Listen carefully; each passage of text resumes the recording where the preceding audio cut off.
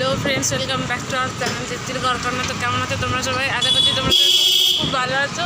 আর আমাদের যখনই ভিডিও শুরু হয়, যা ব্লগিং শুরু হয়, সব রাস্তার উপর থেকেই শুরু হয়, ঘর থেকে আর কখনো শুরু করতে পারি না। আজকে হচ্ছে কি লক্ষ্মী পুজো, আর হচ্ছে আজকে শনিবার। আর এখন আমরা যাচ্ছি একটা মুভি দেখতে।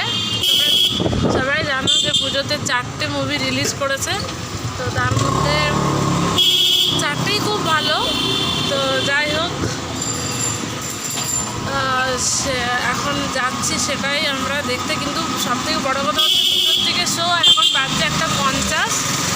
জানি না মানে এই 10 মিনিটের মধ্যে এখন ডানলপ পৌঁছাতে পারবো কি পারবো না। ঠিক আছে, তো সেটার জন্য এখন বেরিয়ে তো পড়েছি।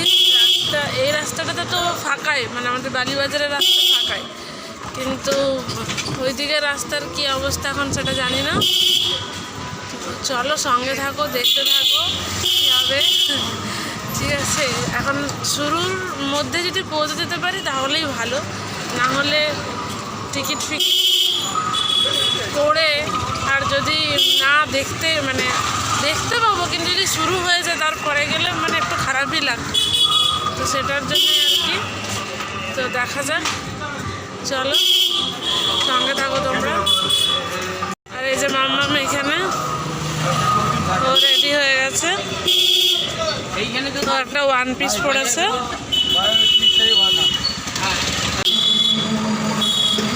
মনে তো হচ্ছে না যে আমরা 10 মিনিটে পৌঁছাতে পারবো, কারণ এখন এই টোটোতে করে যাচ্ছি, তারপর আবার একটা টোটো পাল্টাতে হবে, ওখান থেকে নেমে আরেকটা টোটো চাই। তো রাস্তা এখন অনেকটাই ফাঁকা, আর আমরাও মোটামুটি বালিখাল পৌঁছে গেছি, কিন্তু এরপর এখান থেকে আবার টোটো নিতে হবে, নিয়ে পরে যেতে হবে ডানলপ পর্যন্ত। তো এটাই এখন একটু টেনশনের আছে। এখন আমরা অটোতে আছি, টোটো ছেড়ে অটোতে উঠে গেছি, আর প্রায় পৌঁছেও গেছি। মানে এখন দক্ষিণেশ্বর ক্রস করছি, আর হয়তো 2 মিনিটের মতো, তারপর আমরা ডানলপ পৌঁছে যাবো। আর এরপর আমি ওটা জানি না যে ডানলপে নেমে মানে ফল কতটা হাঁটতে হবে, ওটা আমার ঠিক জানা নেই। যাই হোক, মনে তো হচ্ছে যে 1-2 মিনিট হয়তো লেট হবে, তার মধ্যেই পৌঁছে যাবো। তো মানে সত্যি এইরকমভাবে না হাতে সবসময় একটু টাইম নিয়ে বেরোনোটা উচিত, কিন্তু কী আর করা যাবে। মানে 2টোর শো তো, 2টো মানে কি এখন খাওয়া দাওয়া করে বেরোতে ব্যাস টাইম হয়ে তাড়াতাড়ি করেছিলাম, কিন্তু তবুও সব কাজ করে বেরোতেই সময় হয়ে গেছে।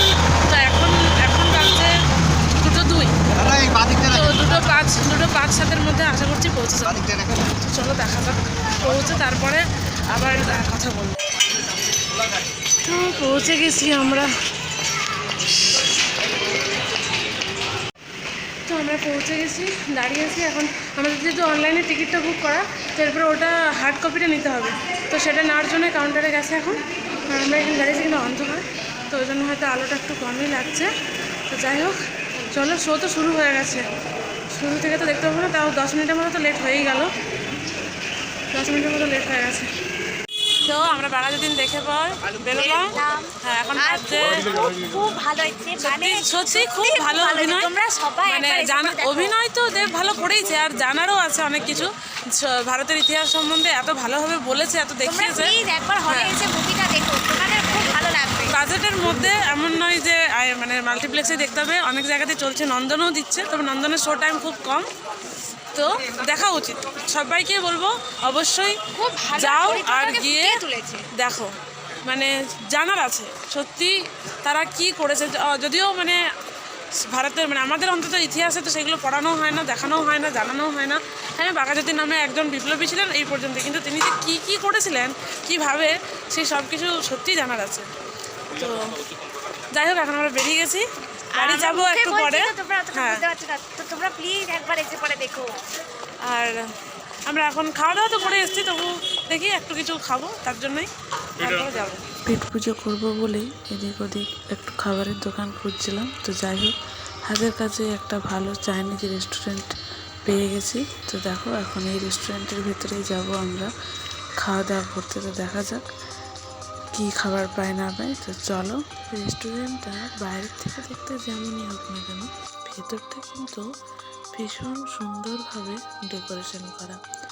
খুব যে আহামরি কিছু বা ভারী কিছু সেটা নয়, কিন্তু সিম্পলের মধ্যে দেখো তোমরা এত সুন্দরভাবে ডেকোরেটিং করা, আর ওখানে একটা স্মুথিং মিউজিক চলছিল। মাঝে মধ্যে অনেক রেস্টুরেন্টে যাই, ভিজিট করি।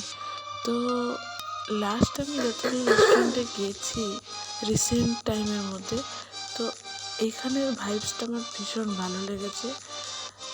অল ওভার ভেতরের ডেকোরেশন, এনভায়রনমেন্ট, সার্ভিং সব কিছু। তো এখানে আমরা এগ হাক্কা নুডলস অর্ডার করেছিলাম 1 প্লেটই, কারণ আগেই বললাম আমরা বাড়ির থেকে খাবার খেয়ে গেছিলাম, তো কিছু খাবো এটা ভেবেই অর্ডার করেছিলাম। আর এখানে আমি মামাকে জিজ্ঞাসাই করছিলাম যে কেমন হয়েছে। তো সত্যি খুব ভালো ফ্রাই করেছিল, খাবারটা ভীষণ টেস্টি ছিল। এই রেস্টুরেন্টটা দেখে আমার পুরুলিয়ার একটা রেস্টুরেন্টের কথা খুব মনে পড়ছিল। যখন কলেজে পড়তাম তো বন্ধুরা মিলে মাঝে মধ্যেই সেখানে চলে যেতাম আড্ডা দিতে। রেস্টুরেন্টটা তোমাদের কেমন লাগলো কমেন্ট করে অবশ্যই জানিও। তোমাদের সাথে লাস্ট যখন আমার কথা হয়েছিল তখন ছিল বিকেলবেলা, আর এখন হয়ে গেছে সন্ধেবেলা। তো বাড়ি ফিরে ফ্রেশ ট্রেশ হয়ে চলে এসেছি লক্ষ্মী পুজোর এখানে। এটা হচ্ছে মামামের স্কুলের লক্ষ্মী পুজো। যেহেতু ওখানে দুর্গা পুজো হয়, তাই দুর্গা পুজোর শেষে ওই মণ্ডপে আবার মা লক্ষ্মীরও পূজা হয়। তো আমরা যে বাড়িতে থাকি সেই দাদারাই যেহেতু দেখাশোনা করে, তাদের তত্ত্বাবধানে আর কমিটির তত্ত্বাবধানে এই পুজো হয়ে থাকে। তো সন্ধ্যেবেলা এখানে চলে আসলাম, তখন সব কিছু আর কি পুজোর সরঞ্জাম রেডি করা হচ্ছে। আর এখানে মামামকে বলা হয়েছে, উনি বলেছেন যে কিছু কাজ করে দিতে। তো এখন কি করছে, দুব্বা ঘাস যেগুলো হয় সেগুলো পরিষ্কার করছে।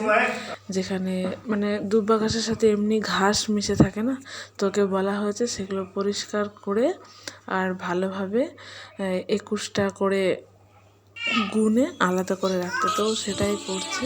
আর এখানে ঠাকুর মশাইও চলে এসেছেন, উনি নৈবেদ্য সব রেডি করছেন, প্রদীপ, তারপর ফল প্রসাদ, আরও যা কিছু লাগে, ফুল টুল, পুজো এত কিছু। তো সেগুলোই হচ্ছে। আর আমি বসে বসে তোমাদের জন্য ভিডিও করছি, তোমাদের সাথে শেয়ার করবো। যদিও ভিডিওটা যাচ্ছে অনেকটা দেরিতে,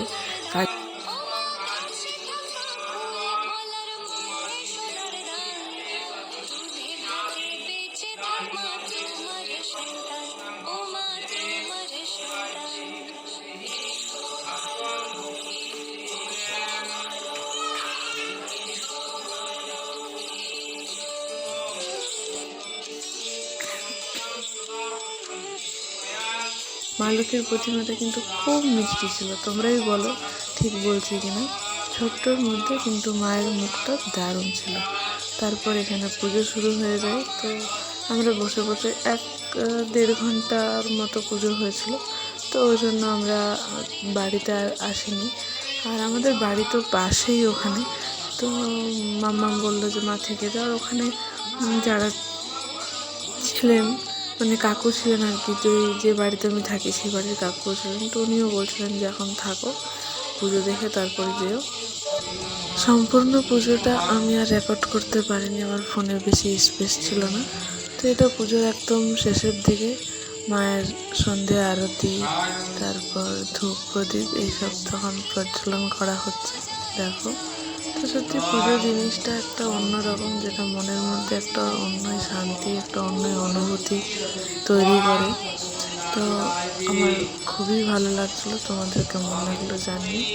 তো পুজো টুজো হয়ে যাওয়ার পর তারপর তো বাড়িতে আসি। তো আজকের ভিডিওটা এখানেই শেষ করছি। কিছু ভালো লেগে থাকলে অবশ্যই লাইক কমেন্ট করো। যারা চ্যানেলে নতুন অবশ্যই চ্যানেলটাকে সাবস্ক্রাইব করে পাশে থেকো। অল নোটিফিকেশনের বেল আইকনটা অন করে দিও, যাতে সব ভিডিও সবার আগে তোমার কাছে পৌঁছে যায়। আর হলো গিয়ে এখানে আরতি, প্রদীপ, কর্পূর দিয়ে আরতি সব কিছু হয়ে যাওয়ার পর এই দাদু আমাদেরকে প্রসাদও দিচ্ছিলেন, তোমরা দেখতেই পাবে। তো চলো, আজকের মতো ভিডিওটা কিন্তু এখানেই এন্ড করছি। আবার নতুন নতুন ভিডিও আসছে, তো সেগুলোর সাথে তোমরা স্টে টিউনড থাকো, কারণ ভীষণই এক্সাইটিং এবং নিত্য নতুন ব্লগ আসছে। তো আজকের মতো তাহলে এখানেই শেষ করলাম। টাটা, সবাই খুব ভালো থেকো, সুস্থ থেকো। নতুন ব্লগে নতুনভাবে আবার তোমাদের সাথে দেখা হচ্ছে।